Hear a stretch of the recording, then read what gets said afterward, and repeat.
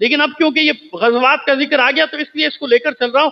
تو اس نے کہا کہ یہ جتنے بھی تھے اب یا کوڑا پھینکوا دیا یا آوازیں کسنی شروع کر دی یا پیچھے بچوں کو لگا دیا ہے نا, بچوں کو لگا دیتے تھے نا پیچھے, بچوں کو پیچھے لگا دیا, وہ کنکر مار رہے ہیں, برا بلا کہہ رہے ہیں. تو ایک بار ایک کنکر آپ کے پیشانی مبارک پہ لگا. اچھا آپ گھر میں آ کے نہیں بتاتے تھے, اللہ کا رسول ہے کیوں بتائے گا, شکایت کرے گا کیا بچوں کی؟ نہیں ایسا تھا. اور وہ بھی اسی لیے کرتے تھے کہ بچوں کو پیچھے لگا دو, جب بچوں کو پیچھے لگائیں گے تو شکایت کرنے اگر ابو طالب ہے تو کہہ دیں گے بچے ہیں ہم کیا کریں, بچوں کا معاملہ ہے, بچے ہیں تو بچے تو یہی کرتے ہیں جس کے پیچھے پڑ جائیں. آج کے بچے کسی کے پیچھے پڑ جائیں اس کی مصیبت ہو جاتی ہے, جان کو محلے میں ہوتی ہے نہیں ہوتی, تو بچے تو ان شیطانی دماغوں نے یہ چال چلی کہ بچوں کو پیچھے لگا دیا. اب جب اللہ کے رسول نکلے تو بچے 100-150 قریشیوں کے نکلے اور جناب اپنی حرکتیں شروع کر دیں. ایک بار جو ایک کنکر لگا پیشانی زخمی ہو گئی. اس زخم کو اللہ کے رسول ابو طالب سے چھپا نہیں سکے, جناب ابو طالب سے چھپا نہیں سکے. نگاہ پڑ گئی, جناب ابو طالب غیظ کے عالم میں قبضے شمشیر پہ ہاتھ ڈالا اور شمشیر دیواروں لٹکی تو نکال لیا, آواز دینے شروع کر دیا, آج میں نکلو. کس نے یہ حرکت کی میرے بھتیجے کے ساتھ؟ حضور نے ٹھنڈا کیا, چچا جہان نہیں, سن تو لیجئے پہلے, آپ کہاں لڑنے جا رہے ہیں؟ یعنی کس کی جرأت, کس کی, میرے بھتیجے کس نے یہ حرکت کی؟ کہ چچا آپ کے خوف سے کوئی ایسی حرکت نہیں کر سکتا, کسی میں دم نہیں, کوئی نہیں آتا. تو پھر یہ کیسے زخمی ہوئے؟ کہ انہوں نے اپنے بچوں کو پیچھے لگایا ہوا. اب بچے یہ حرکتیں کرتے ہیں, اب آپ جائیں گے تو وہی سوال ہے ان کا کہ بھئی اب یہ تو بچے ہیں, بچوں کو ہم کیسے روک سکتے ہیں, بچے تو یہ کرتے ہیں, بچوں میں یہ ہوتا ہے, بچوں کی عادت ہے. تو اب پریشان ہو گئے ابو طالب کہ اب کیا کیا جائے, یہ تو بچوں کا معاملہ ہے, شکایت لے کے جائیں گے تو فوراً قریشی کہیں گے بھئی بچے ہیں, ہم ان کو کیسے روکیں, کیا کریں گے, بچے حرکتیں کرتے ہیں. تو پھر جناب ابو طالب کچھ دیر خاموش رہنے کے بعد مسکرائے.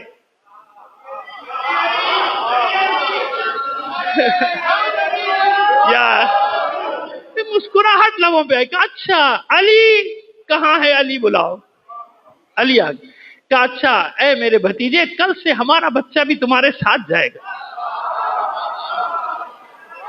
اب بچوں کا معاملہ ہے نا, بچوں کا معاملہ ہے نا, اب تو کل ہمارا بچہ بھی تمہارے ساتھ جائے گا. علی کو سمجھا دیا, بیٹا خیال رکھنا, علی خیال رکھنا, اپنے بھائی کا خیال رکھنا, دیکھو کوئی شرارت نہ کرنے پایا. علی تو اب سمجھ میں آیا. اب ایک بات اور بھی سمجھ میں آ گئی, بار بار چلاتے ہیں اس طرف سے اس طرف سے کہ علی تو بچے تھے, ایمان لائے, علی تو بچے تھے. اور علی تو بچے ہی ہونا تھا, مشیت الہی اس میں تھی, ورنہ قریش کا یہ غزوہ کون لڑتا جو علی نے لڑا تھا. علی جوان ہوتے تو سب یہی کہتے نا کہ علی تو جوان تھے, بچوں کو مارا. تو اس میں بھی یعنی بہت سارے پہلو ہیں. ایک پہلو یہ بھی ہے کہ علی کو 8-9 سال کا ہی ہونا چاہیے تاکہ جب نکلے دوسرے دن تو علی بھی ساتھ, علی ساتھ جاتا.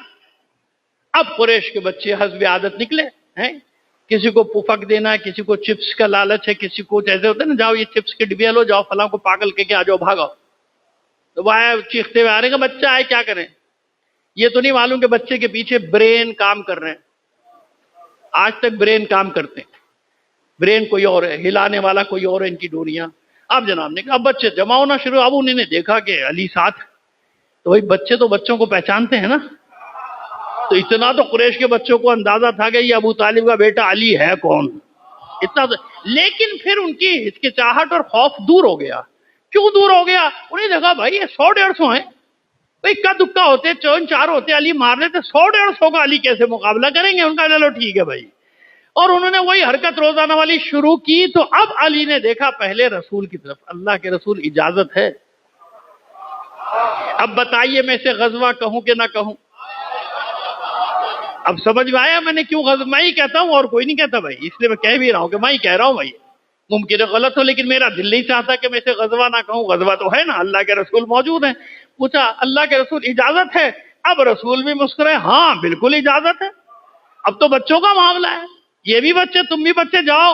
تو وہ منظر کشی بڑی اچھی کی ہے کچھ لوگوں نے, جنہوں نے لکھا یہ مارکا کہ ابو طالب کا یہ بچہ قریشیوں کے بچوں کے بیچ میں گھس گیا, قریشیوں کے بچوں کے بیچ میں گھسا, اور پھر ان کے بچے اچھلنا شروع ہوئے, یعنی ایسے پھینک رہے علی اٹھا اٹھا کے. تو یہ جملے ہیں جو میں کہہ رہا ہوں, یہ کتاب میں لکھے ہوئے جملے ہیں کسی کا ہاتھ ٹوٹا، کسی کا پیر ٹوٹا، کسی کی کمر ٹوٹی، کسی کی پسلیاں ٹوٹی، کسی کی ناک ٹوٹی، کسی کے دانت ٹوٹے، کسی کی آنکھ پھوٹی، تو یہ سب چلاتے ہوئے زخمی حالت میں دوڑے، فرار ہوئے میدان چھوڑ کے، اور جا کے اپنی ماؤں کی گود میں گھسنے لگے، اور جانتے کیا کہتے تھے؟ یا قزیمو، یا قزیمو، یا قزیمو۔ قزیم قاف زواد یہ میم، قزیم کا معنی ہے ہڈیاں توڑنے والا۔ تو علی کا اتنے القابات ہے نا، ایک لقب مار کھانے والوں نے بھی دیا ہے، علی کا ایک لقب ہے القزیم، جو ہڈیاں توڑ دیتا ہے دشمنوں کی۔ اب وہی بات، اب یہ القزیم القزیم چلا رہے، ماؤں نے بھی مارنا شروع کیا، ہاتھ مار رہے تھے بدبختوں، کون قزیم، کیا ہوا کیا تمہیں؟ قزیم قزیم چلا رہے، کب وہ ابو طالب کا بیٹا، اس نے ہماری ہڈیاں توڑ دی۔ اب سارے قریشی جمع ہوئے، اب میرے بیٹے کی ٹانگ ٹوٹے، میرے بیٹے کی پسلیاں ٹوٹ گئی، میرے ہاتھ ٹوٹے، ناک ٹوٹ گئے، منہ ٹیڑھا ہو گیا اس کے 4 دانت ٹوٹ گئے، کسی کی سماعت بند ہو گئی، ایسے زور سے پھینکا انہوں نے، بھائی یہ سب ہو گیا، اب کیا کر، چلو جمع ہو گیا کچھ، چلو ابو طالب۔ ایک کوئی تھا، اس نے کہا بھائی کہاں جا رہے ہو، کدھر جا رہے ہو؟ کہا ابو طالب کے پاس۔ کیا کہو گے اس سے، کیا شکایت کرو گے کہ اس کے ایک بچے نے تمہارے 150 کو کوٹ دیا؟ ہاں بھائی اب یہی زبان سمجھ میں آتی ہے آج کے بچوں کو، وہ والی تو سمجھ میں نہیں آتی، پرانی والی سمجھو، صلوات بھیجیے محمد آل محمد پر۔ تمہارے کیا شکایت، یہ شکایت لے کے جاؤ گے، یہ کیا تمہارے ایک کے ساتھ؟ اور وہ بھی تو جواب میں یہی کہے گا بچوں کا معاملہ ہے، اور شرم آئے گی تمہیں یہ کہتے ہوئے کہ تیرے ایک نے ہمارے 150 کا حشر نشر کر دیا ہے۔ اب لہذا سب بلبلا کے بیٹھ گئے۔ تو اب سمجھ میں آئے میں کیوں اس کو غزوہ کہتا ہوں؟ یہ مکے کا وہ پہلا غزوہ ہے، وہ بھی علی نے فتح کیا۔ جتنے بھی غزوات ہیں آخر میں علی علی علی نکلے گا۔ صلوات بھیجیے محمد آل محمد پر۔